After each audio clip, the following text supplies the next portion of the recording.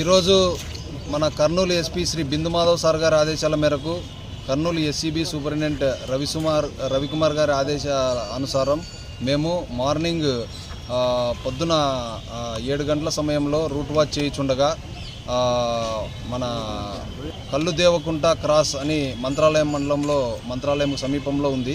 అక్కడ ఒక కారులో 37 బాక్సులు మద్యం తరలిస్తూ రచ్చుమర్రి గ్రామం మంత్రాలయం మండలానికి చెందిన 3 వ్యక్తులు మరియు మన గుండ్రేవుల కర్ణాటక రాష్ట్రానికి చెందినటువంటి ఒక వ్యక్తి అతను పట్టుకొని అరెస్ట్ చేయడం జరిగింది. వాళ్ళ నుంచి 37 మద్యం బాక్సులను స్వాధీనం చేసుకుని అరెస్ట్ చేసి రిమాండ్కు పంపడం జరుగుతూ ఉంది.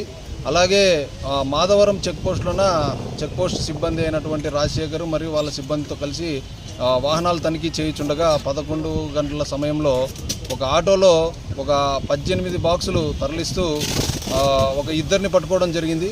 వాళ్ళు ఆదోనికి చెందినటువంటి వాళ్ళు మరాఠా వీధికి చెందినటువంటి ఒక 2 వ్యక్తులు కూడా వాళ్ళని పంపించి మద్యం మాతో తెప్పించినారు సార్, మేము కూలికి వచ్చినామని చెప్పడం జరిగింది. ఆ 2 ఓనర్లను కూడా ఐడెంటిఫై చేసినాము. వాళ్ళ పేరు బండి ఆలీ, బండి ఫయాజ్ అనే 2 కూడా పేర్లు నమోదు చేసి ఎఫ్ఐఆర్ వేయడం జరిగింది. ప్రజలందరూ